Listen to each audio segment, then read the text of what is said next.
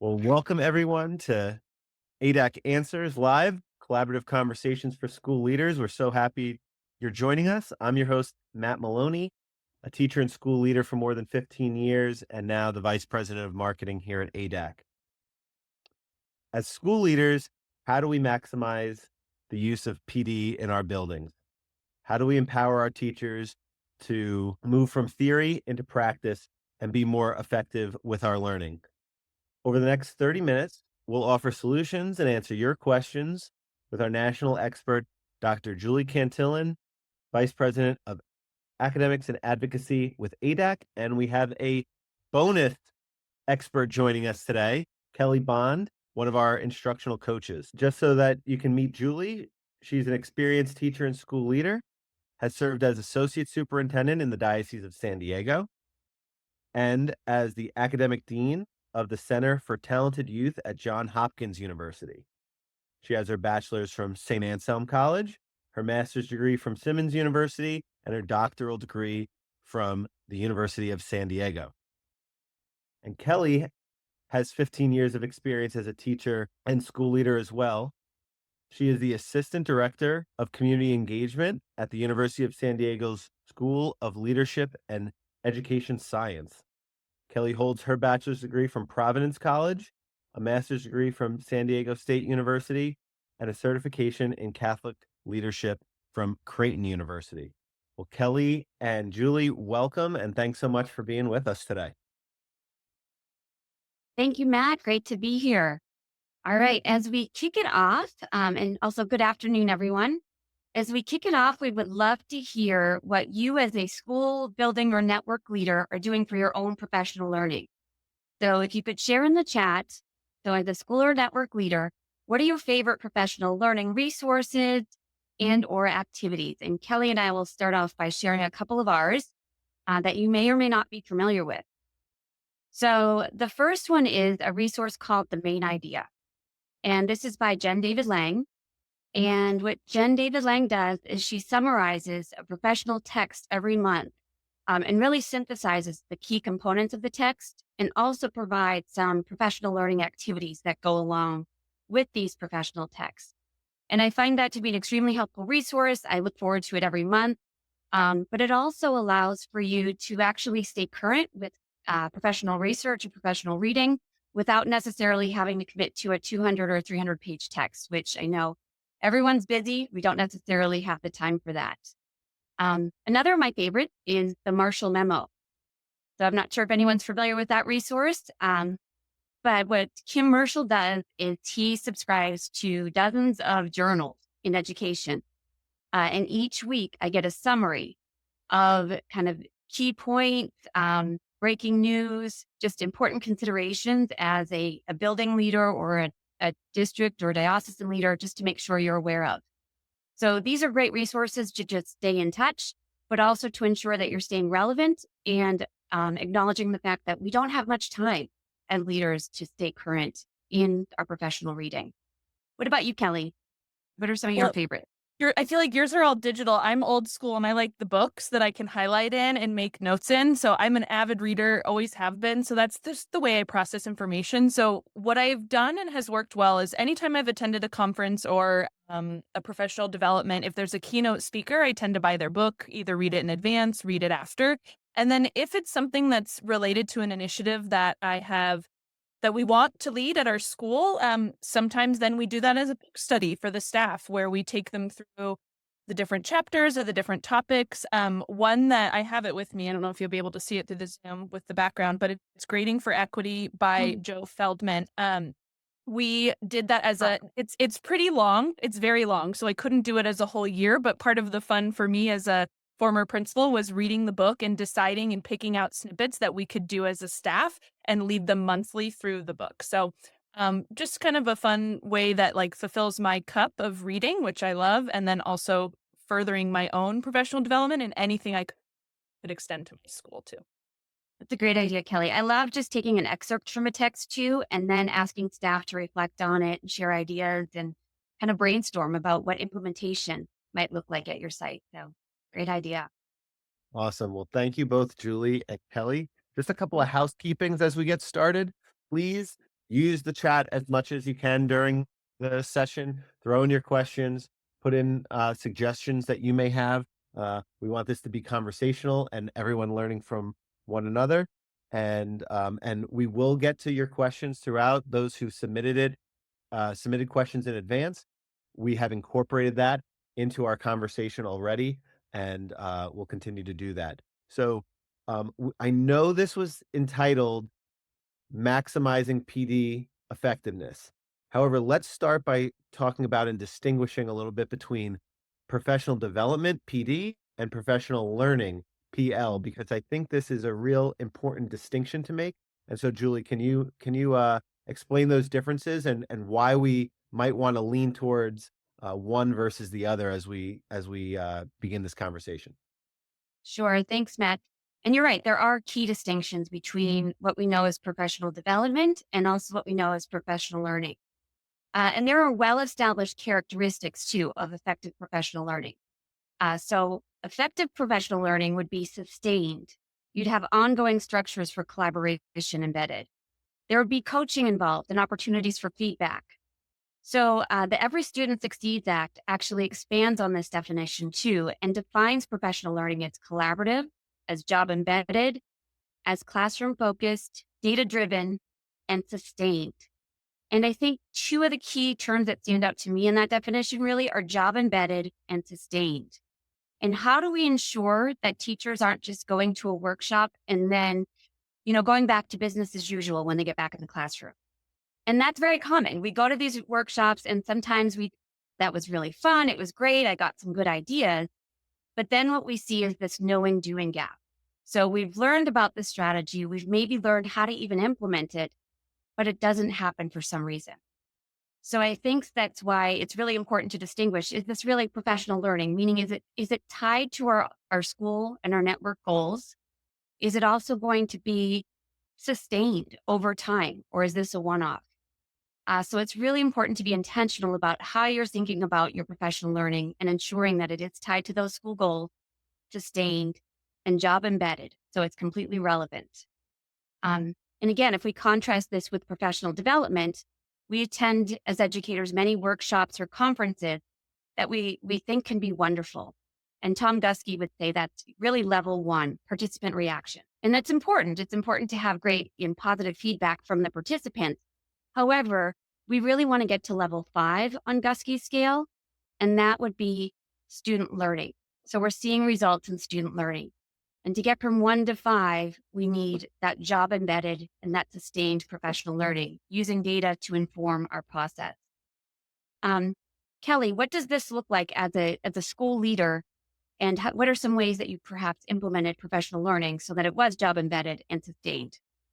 Yeah, and we'll talk a little bit in a second about kind of the logistics of planning, but even before you plan in terms of time, I think it's really important to prioritize. I like any good educator, I have been to so many conferences, the national ones, small ones, and they're great, but often, again, I left overstimulated, exhausted, like brain fried, because you're trying to identify what is going to be relevant for you to bring back. And I think I remember hearing this, that like the goal of even like a 2 to 3 day conference is typically we leave with like one thing that we're going to Mhm. be able to realistically do.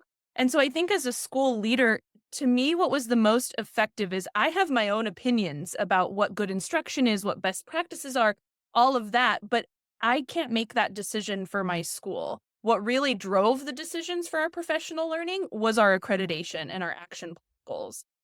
We really had to look at what is this school, where are we moving forward? What direction are we moving in? And all of the professional learning had to be designed around that versus just what I thought was a good idea. It got buy-in, there's accountability there. It just really helped. Again, like the accountability for me was very helpful in reporting and ensuring that we were meeting those action plan goals. But then it also gets the staff, the parents, everybody on board because it's public. Those are the goals that we have all agreed upon. And so my job as the instructional leader is to find professional learning that supports those goals. That's great. And I think just clearly defining and ensuring that all teachers on your staff really understand what those goals are and what the steps are in achieving those goals. And I know we did develop a couple of tools that we think could help support you if you're interested. So we're going to share those briefly. The first one is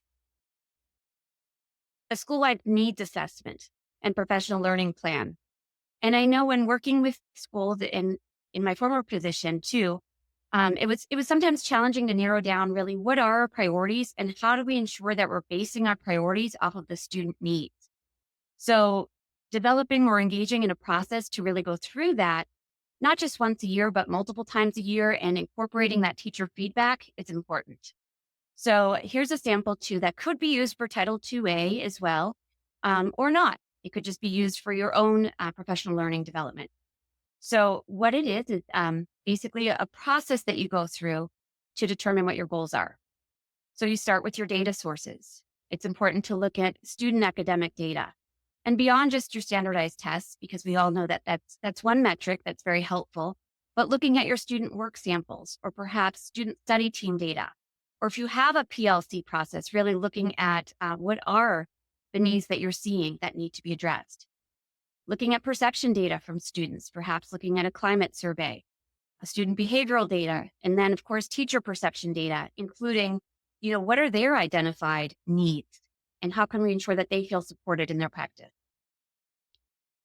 Then we recommend too, that analysis of data. So once you have your data sources that you're looking at some strengths, some overall successes, some areas that can perhaps be leveraged to support the areas for growth, and just listing maybe 3, maybe 4, but not identifying too many. And along with those strengths, also identifying areas of need.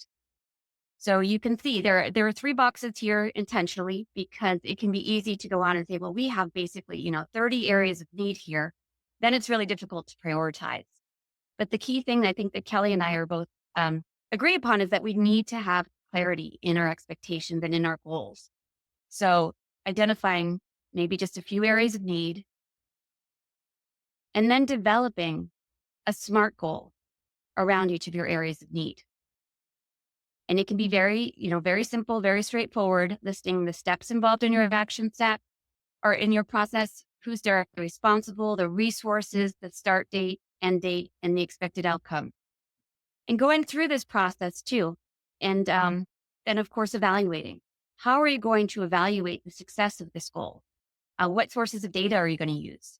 So we put some here as samples for you. Of course, there could be more, but we wanted to make it as easy as possible. So it's presented as a checklist. And just going through this with the 3 goals that you've identified. And sometimes, a school leader might complete this form and then, submit it to a district for a Title IIA plan. But what we think is really important is to also share this with your staff and keep sharing it. Here are 3 goals. Here's how they align. Here's how it's going to improve student performance.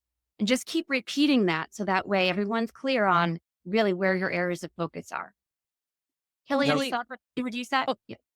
Sorry. Kelly- Yeah. Oh, go ahead, Matt.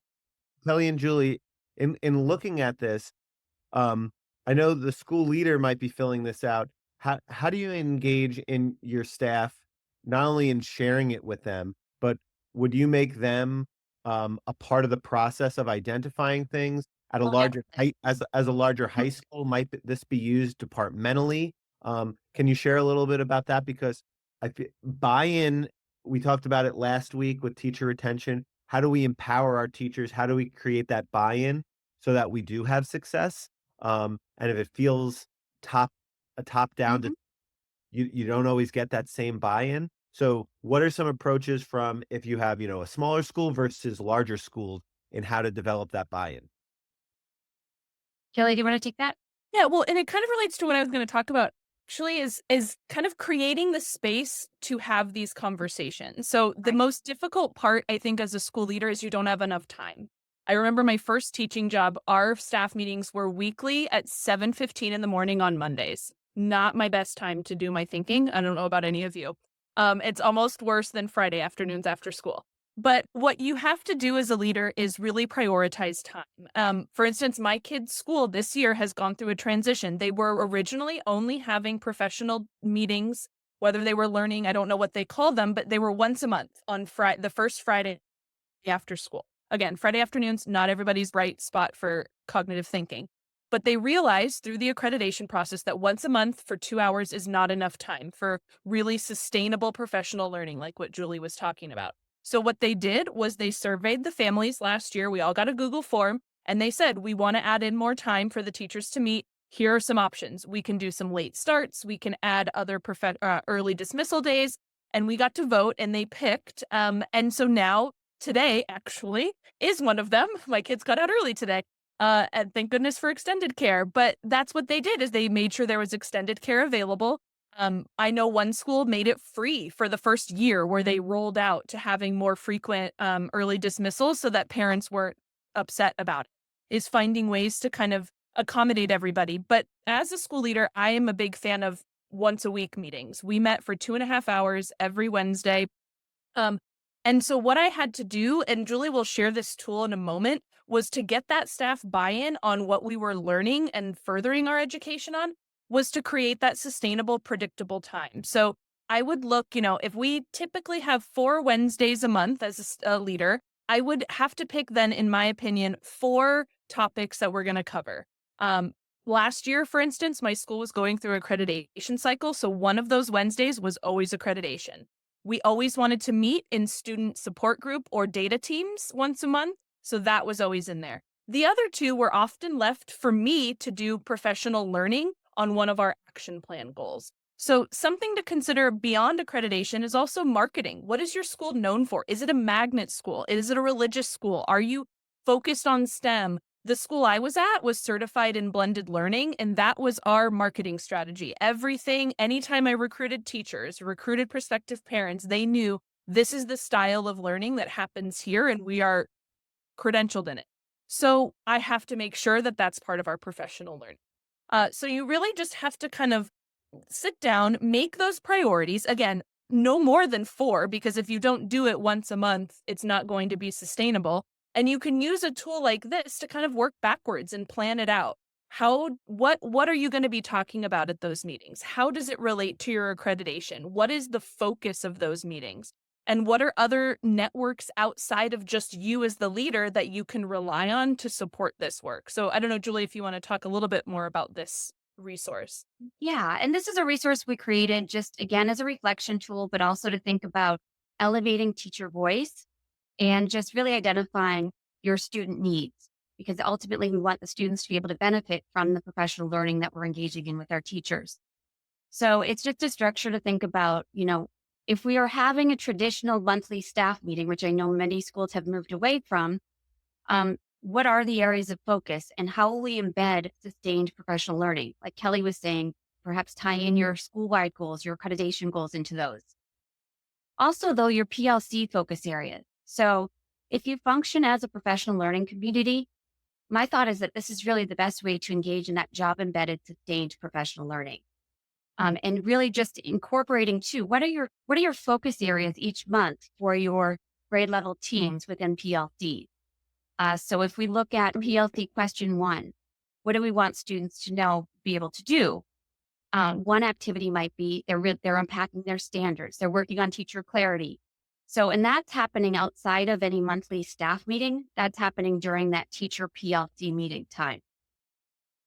Then you see accreditation goals, just ensuring that you're hitting those if your school is accredited, independently of a network. Then you want to make sure you're hitting your specific school-wide goals within there. And then, of course, any other network, district, or other PL opportunities too. So something I like to do too at the system level was I like to include opportunities that maybe I thought would also help us achieve our goals, one of our school-wide goals. So again, this tool, this template will be shared with you. And at the bottom, we also linked a couple of those resources that we shared at the beginning that we thought was helpful to our own professional learning as leaders. So Excellent. again, that will be emailed to you after. Thank you so much, Julie and Kelly. Yes, everyone who's registered for today is going to get emailed those resources. We want something tangible that you guys can take away and hopefully use. Just one announcement before we move to a few more questions before we transition. I just want to remind everyone that the next ADAC Answers Live is going to be in 2 weeks on March 5th at same time, 4 p.m. Eastern, 1 p.m.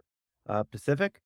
We'll be joined by Dr. Chris Cipriano and Diana Schlosser to discuss social and emotional learning.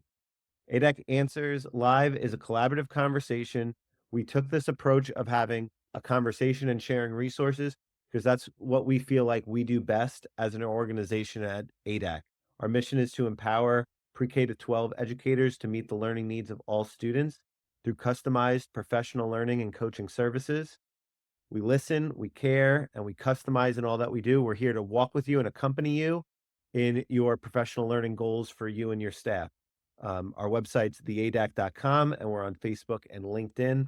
So, next question that I think is that came through a bunch in the registration is our staffs are diverse. We have novice teachers, we have experienced teachers. At the high school, we have our AP physics teacher, and then we have our remedial, English teacher. How do we hit those diverse professionals in our building through through our professional learning and make it relevant for them, so that we're targeting them where they need it, in addition to our building goals, our network or district goals? How do we make sure we're hitting all of our teacher audience, so to speak? Julie, do you want me to tackle this one? You got it, Kelly. Okay. Yes. Okay, so teacher retention, it's a reality, right? I don't think I had a single year where I didn't have to hire anyone. And so I had, 30-year veteran teachers to the first-year teacher. Some of the challenges that arise with that are, right, how do you get everyone caught up? You can't always individualize everything. You're moving forward as a school. So here are a few things that I did. Number one, to me, going back to that marketing and accreditation, the two big things that our school really wanted to emphasize was standards reference grading and blended learning. So one thing right off the bat, when I hired someone and they signed their agreement, I sent them the two books that we had read as a staff on standards reference grading and blended learning and said, please read these before you start with us. Did I really have control over if they read it? No, but at least I was showing them, like, this is important. This is what we do here. This is what is expected of you. Yes, would I give them support? For sure. But I would front load them with, like, here are some resources over the summer. Please take some time. We'll definitely talk about these. The other thing is, I didn't change necessarily what the professional learning for the whole staff was if I had a new teacher or a veteran. But what I did was give individual support and differentiated support to those new teachers in addition. So I met with every new teacher every 2 weeks, and I had some agenda items. A lot of the time I left the space up to them. What do you need help with? How is this going? What can I support you with? And a lot of my, check-ins, observations, informal walkthroughs were devoted to them in the beginning. I also set them up with a peer coach, somebody who could maybe mentor them, observe them in just an informal collegiate way versus maybe what they would view from me, even if I went in with not that premise. Someone that they could talk to and ask questions to that they might be afraid to bring up to me or not have the time to. So for us, it was around blended learning peer coaching. I would set them the new teacher up with a veteran teacher. That way, I'm not having to sacrifice my professional learning time to catch everybody up, but I'm providing more resources after the fact. And then also relying on system-wide support. What resources do you have at your disposal at a district or at a diocese? I was very lucky that in the Diocese of San Diego, they had an institute for new teachers, for novice teachers. So I knew they were getting that support. I relieved them. I got them subs, whatever it took for them to go, because in reality, that learning for them was more valuable than, again, just hearing it from my voice. So really leverage those resources.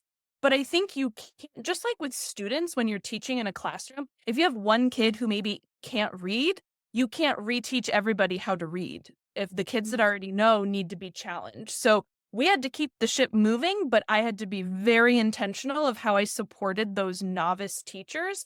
And that was, to me, the bulk of my job. And then the hope is they feel supported. They feel like they are thriving. They want to stay so that you're not having that constant turnover. And because they felt like they couldn't thrive. Thanks so Kelly, much. to piggyback on that, too, is that professional learning community model, too. If you have an established professional learning community model, you have it built in to the school, because that professional learning community model is recurring cycles of inquiry. So it keeps repeating. So once you develop your SMART goal as your team, once you've achieved the results, then you move on to your next SMART goal. So it's a great way to onboard new staff, to support them, and to ensure everyone's aligned. Right. And again, the three big ideas too of a PLC, the focus on learning, the collaborative culture, and a results orientation, can support your teachers in not only just, acclimating to the new school and ensuring that they're um, completely onboarded and understand, the mission and the goals of the school, but it also really just helps with that, engaging those new teachers who might otherwise feel like they're on their own island and not connected. So definitely great ideas, Kelly, to incorporate into your teacher onboarding. Kelly and Julie, thank you. That's so helpful. We've been seeing the desire for help in that area of coaching with teachers, regardless of whether they're new teachers, experienced teachers, But etc. Um, what's we coaching has been so important not only for implementation of new skills we want teachers to learn, but exactly what Kelly was saying was to differentiate and make sure that you're being supportive. And sometimes that's hard from the leadership role because you're also the evaluator, and it's hard for the teacher to not see it that way. So being creative, whether it's a peer mentor, um, if you're blessed enough to have a coach on staff or to be able to bring some type of coaching in, um, that's so important. And just a reminder, I know Julie referred to PLCs. The latest ADAC blog, Julie gave a lot of tips on establishing PLCs, things to keep in mind to prioritize to keep that moving forward. It's a great infrastructure. Um, and start small because it's really a great infrastructure for building that collaborative community within your building. Before we wrap up, Julie, Kelly, um, any parting words um, for our guests that are all joining us? One or two key takeaways and words of encouragement that you want to give our school leaders in the field. I think the biggest one I have is to look at your system. So rather than approach it with what are we going to do this week, what are we going to do next week in terms of scheduling your professional learning, really look at your system level goals, your school level goals, ensure alignment there, and then create an overall plan for the next school year. I think starting off just high level and then ensuring, of course, you have that teacher input, you've got the teacher per section data, your student data to inform that plan, and be really clear about your goals and keep repeating them. The other system wide goal would really be to establish a professional learning community, to function as a learning community and establish those consistent times that your grade level bands can meet and really go through those 4 PLC questions with a focus on student results. So those would be my two big areas of focus. Okay, mine ditto, but expand. The first one I would say is start small. If this is Mhm. kind of the new concept, don't expect to have these grand PDs every week that you spend hours. Is start with one priority and really build it out well and embed it in the culture of the school. And then yeah, I think also I don't know if I was very good at this, but in hindsight, just creating systems that aren't solely reliant on you as the principal Yeah. as well. Sustainability for your sanity and your job are really important. And so leveraging that PLC model and empowering the teachers and giving up and delegating some of the professional learning to the teachers once it's a part of your culture, I think is also really important for your sustainability too. Awesome. Julie and Kelly, thank you so much. Again, thank you everybody for joining us. If you need any support in your planning of professional learning, especially now's the time of the year where we're looking forward to the 25-26 school year as school leaders. And so as you're beginning that, as you're looking at your professional learning plans, if you have any questions, please feel free to reach out to us at ADAC. We are happy to be a thought partner with you. We are here to help and support. Thank you so much, and we hope to see you in 2 weeks at the next edition of ADAC Answers. And please look for your email. We'll be sending you those resources as well as the recording of today's session. Take care, everybody, and thanks for being with us.